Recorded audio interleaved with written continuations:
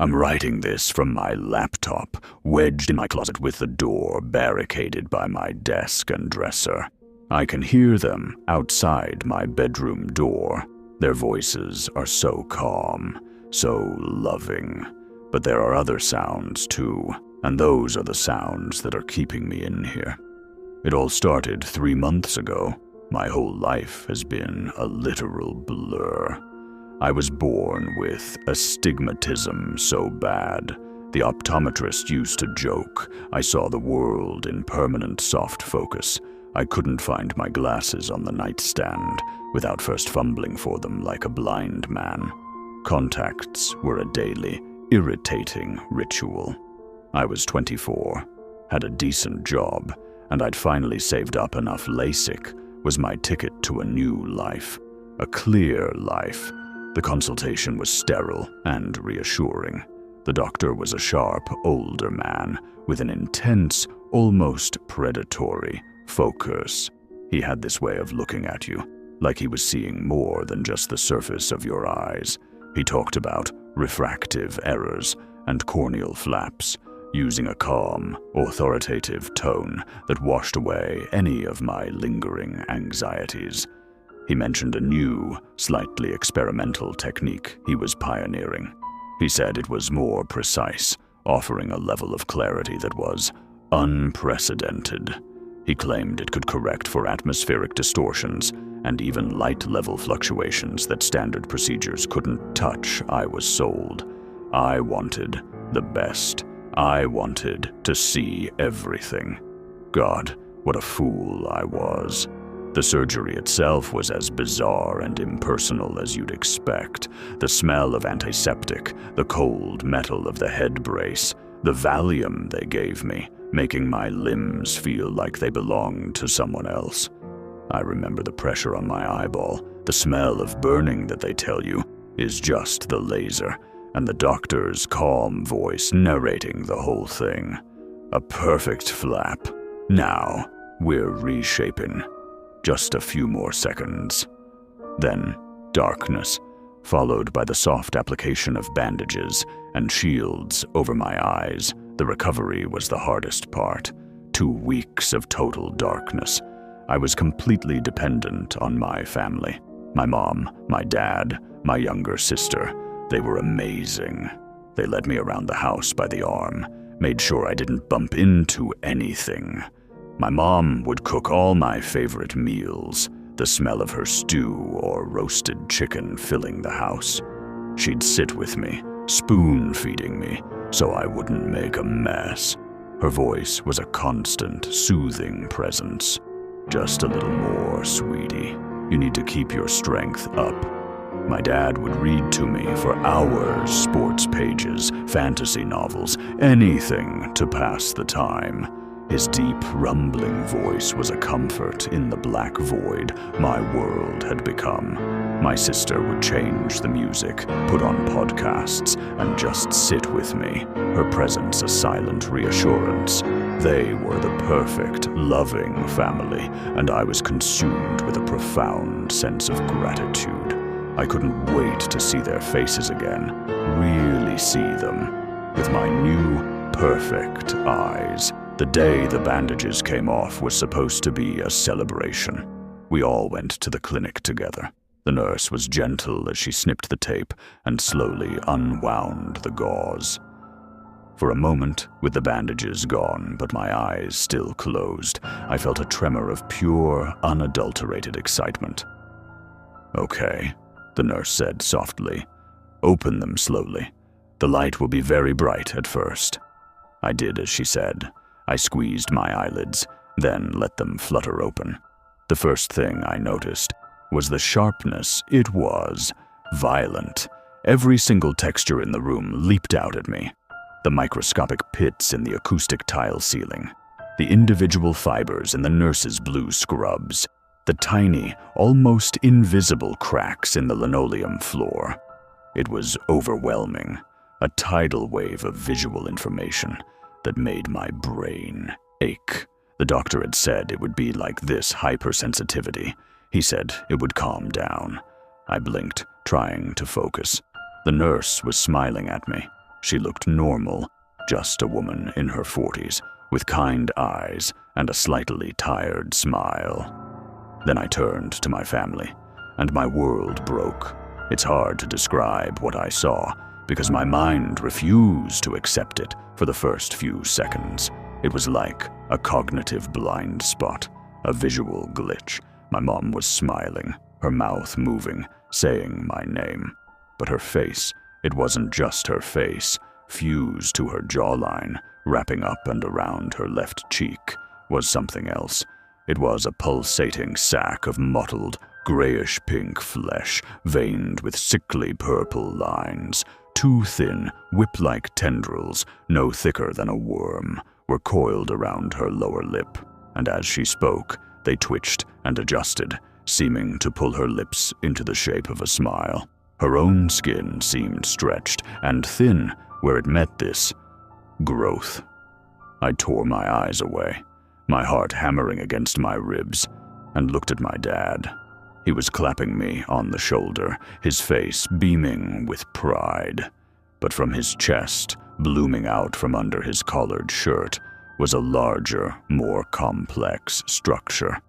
It was a fleshy, fungal-looking mass that seemed to have burrowed into his sternum. It was ribbed, almost like a grotesque seashell, and it glistened with a thin sheen of moisture.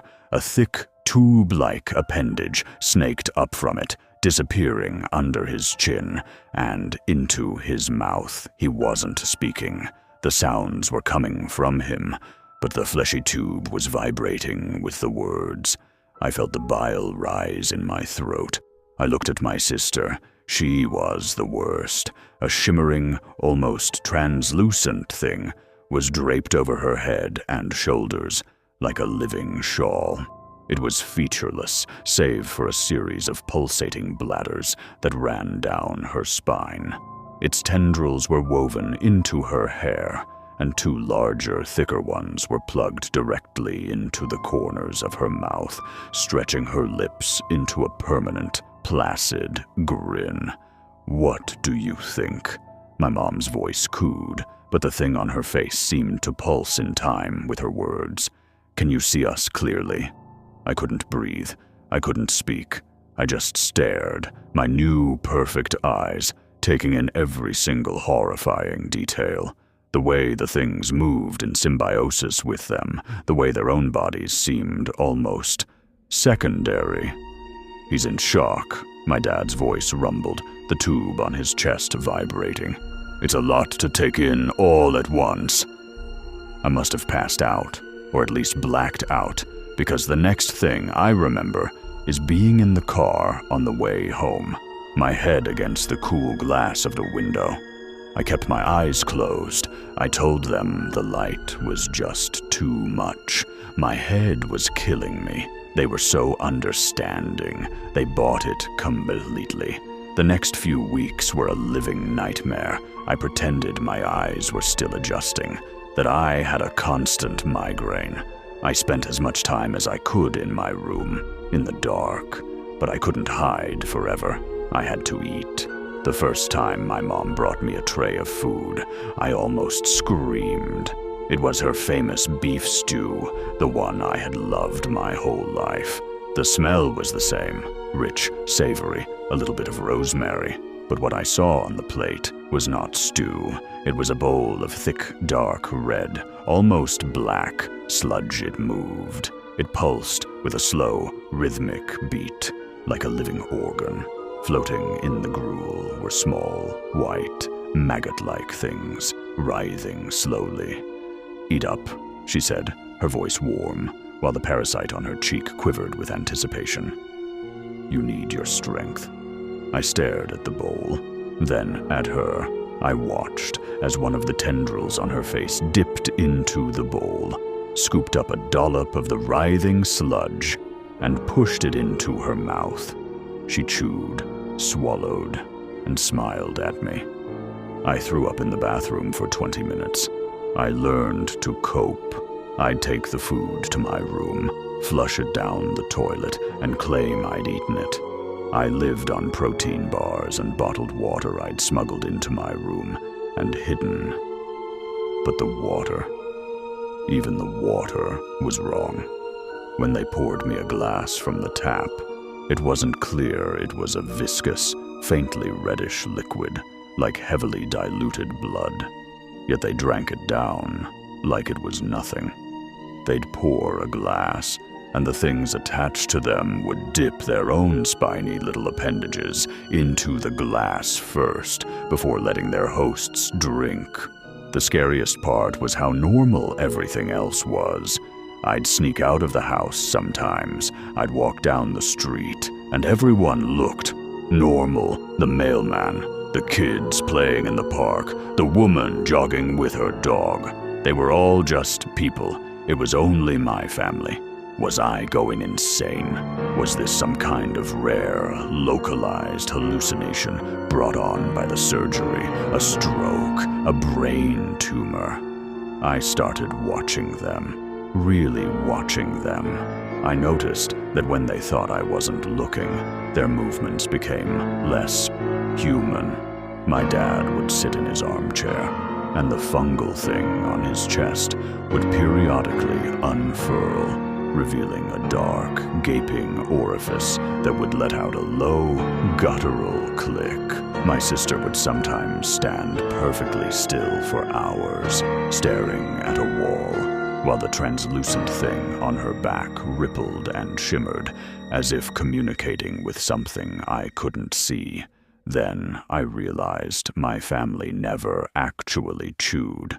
Their jaws moved, but it was the appendages of the thing attached to them that did the work, shoving the pulsating gruel into their mouths, where it was absorbed, not swallowed. The isolation was crushing me. I was terrified of my own family. Their loving touches felt like the probing of an alien species. Their kind words were a horrifying mimicry. I had to get back to the doctor. He had to know what was happening. He had done this to me. He had to fix it. I made an appointment under the guise of a post-op checkup. My mom offered to drive me. I made an excuse about wanting to take the bus, to feel independent again. The look she gave me, it wasn't her look. Her eyes were placid, but the thing on her cheek pulsed once, slowly, a gesture of what felt like suspicion. The hospital was a beacon of normalcy. The receptionists, the patients in the waiting room, the other doctors, they were all human, unadorned. I felt a surge of relief so powerful it almost made me cry. I wasn't crazy. The world was normal. Something was just profoundly, existentially wrong inside my own home. When I got to the ophthalmology department, I asked for the doctor who had performed my surgery. The receptionist, a young woman who looked bored, tapped at her keyboard for a moment. "I'm sorry," she said without looking up. "He's no longer with the hospital." My blood ran cold. What? What do you mean? I just saw him a few weeks ago." "He resigned," she said, finally looking at me with a hint of annoyance. "Took an extended, indefinite leave of absence. We were told he left the country." "Left the country? Where did he go? Is there any way to contact him? It's an emergency." My voice was rising, laced with a panic I couldn't control.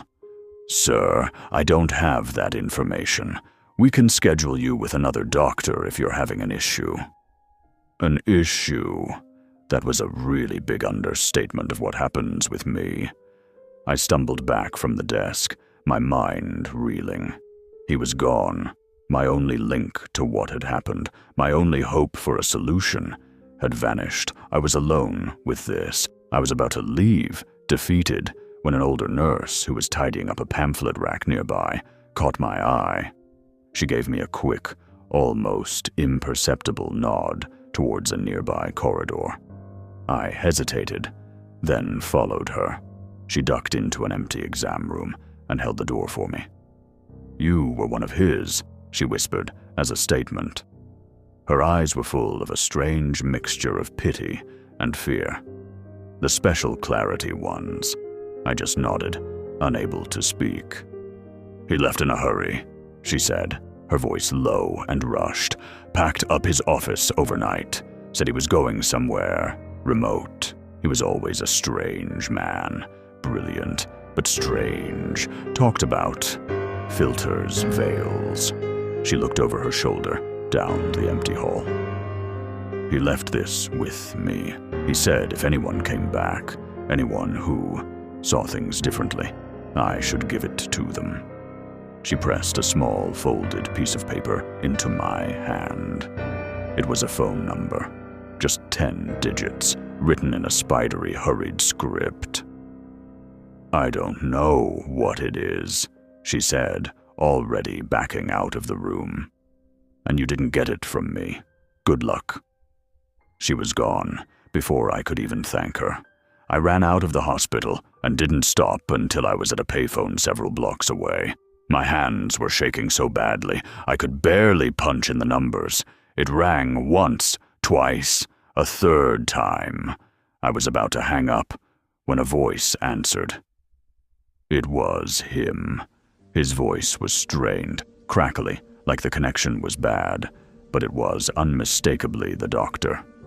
"Who is this?" he demanded, his tone sharp with paranoia. "It's me," I stammered, not even using my name. "The LASIK, a few weeks ago. The new procedure." There was a long silence on the other end of the line. I could hear the sound of wind and something else, a faint, rhythmic clicking. "Ah," he finally said, his voice dropping to a conspiratorial whisper. "So it worked. I wasn't sure. The clarity. You're seeing it, aren't you?" "Seeing what?" I nearly screamed into the receiver. "What did you do to me, my family? There are things on them. Monsters!" "Not monsters," he corrected, his voice tinged with a terrifying mix of academic curiosity and awe. "Passengers, symbiotes. They've been with us for millennia, woven into our very fabric. We are just their cattle." I leaned against the grimy glass of the phone booth, my legs threatening to give out. "What are you talking about? I don't understand." "The human eye is a marvel," he began, launching into a lecture as if we were back in his sterile office.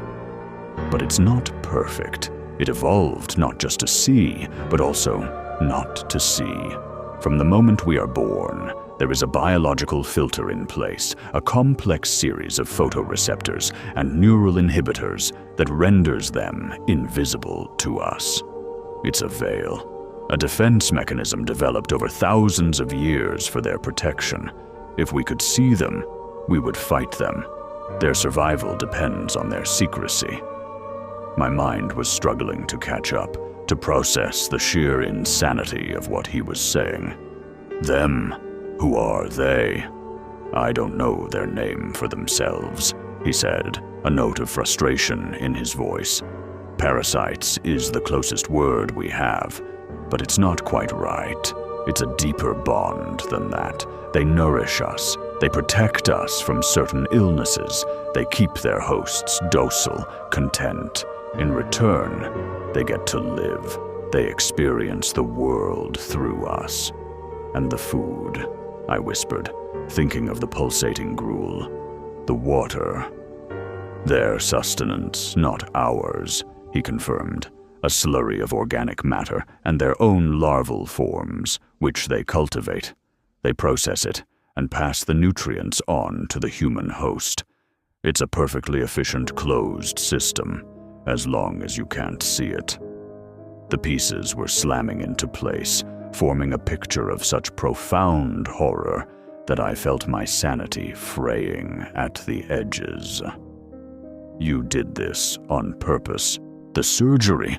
It was a hypothesis," he snapped, his voice rising with a manic energy. "I've spent my life studying the eye, its limitations. I saw anomalies, patterns that made no sense. I came to believe we weren't alone, that the truth was right in front of us, just filtered out I theorized that I could bypass the filter. I could surgically remove the veil, but the challenge, the real challenge, is finding them. As it seems, they do not live with all humans. I have doubted myself for so long. But you were my proof. You have to change it back, I pleaded, tears streaming down my face. I can't live like this. Please, you have to fix me. The line was silent for a moment, save for the wind and the strange clicking. When he spoke again, his voice was heavy with a terrible finality. I can't, he said softly. I don't know how. I only ever learned how to open the door. I never figured out how to close it. That's why I ran. They know about me, the ones who aren't bonded, the free-roaming ones.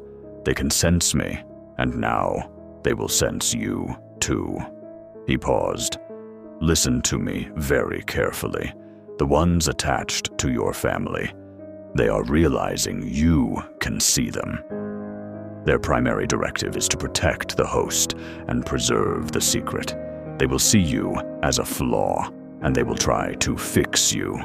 Do not let them touch you. Do not eat or drink anything they give you.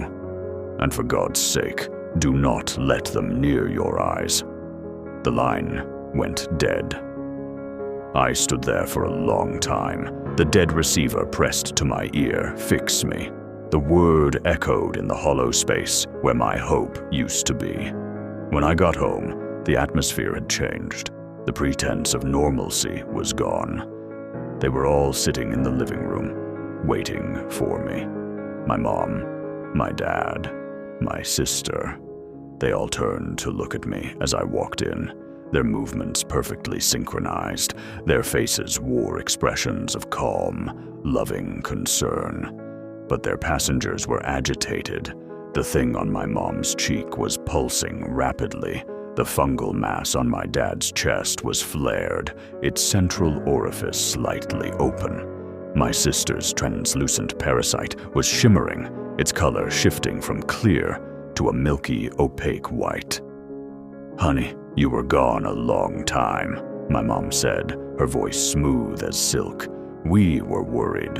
I just needed some air, I said, my voice shaking. I started to back away towards the stairs. Your eyes look strained, my dad rumbled, standing up. The tube on his chest seemed to swell. You're not adjusting well, the doctor called while you were out. He said he forgot to give you these. He held up a small, clear bottle with a dropper. An eyedropper. He said the doctor's name, my doctor, the one who was supposedly in another country. My mom took the bottle from him and approached me. He said these are special drops, much stronger. They'll help with the sensitivity. They'll make everything easier to look at. She unscrewed the cap. As she did, I saw it. The milky white fluid in the bottle wasn't medicine. I watched as a thin, viscous glob of the same substance secreted from a tiny pore on the parasite, clinging to her face, dripping down her cheek. She was trying to get me to put a piece of it in my eye, to blind me again. No, I whispered, backing up the stairs. No, stay away from me. Their smiles didn't falter, but their eyes went cold and glassy.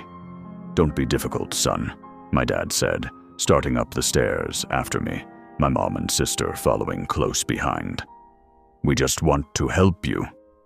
We love you, my sister chimed in, her voice a flat monotone. The parasite on her head rippled, and two new, smaller tendrils unfurled from near her temples, tipped with sharp-looking barbs. I turned and sprinted to my room, slamming the door and locking it. Just as they reached the top of the stairs, I heard the doorknob jiggle. Then a soft, polite knock. Sweetie, open the door, my mom's voice called. I scrambled to push my desk, my dresser, anything heavy in front of the door. The wood groaned under the weight. They tried for another hour. their voices never changing from that placid, loving tone. They offered me food, a special bowl of stew, they said, full of nutrients to help my eyes heal. I imagined the writhing larvae inside, designed to grow in my gut and rebuild the veil from the inside out. I refused. Then the knocking stopped. For a while, there was silence. I thought, prayed that they had given up. But then the new sounds began. Underneath the floorboards and through the door, I can hear them. The soft, wet thud of my father's host body pressing against the door. But it's not a human sound. It's the sound of the hard, fungal shell on his chest bumping against the wood, and the clicking, a low, constant, chittering sound. It's the sound of their real voices, the parasites communicating with each other. A series of sharp, wet clicks and low, guttural pops. I even felt. It's hungry. My mom just started talking again. Her voice is as sweet as ever, dripping with honeyed concern. Honey, please come out. We just want to make you better. We just want to help you see things the right way again. But as she speaks, I can hear it, right on the other side of the door. The frantic, eager clicking of the thing that wears her face. They were behind the door, just waiting. They know I have to come out eventually. I'm running out of water, and I am so thirsty. But I will not drink their blood-red water. I will not eat their writhing food, and I will not let them put their filth in my new, horribly perfect eyes. I can see everything now, and it is hell.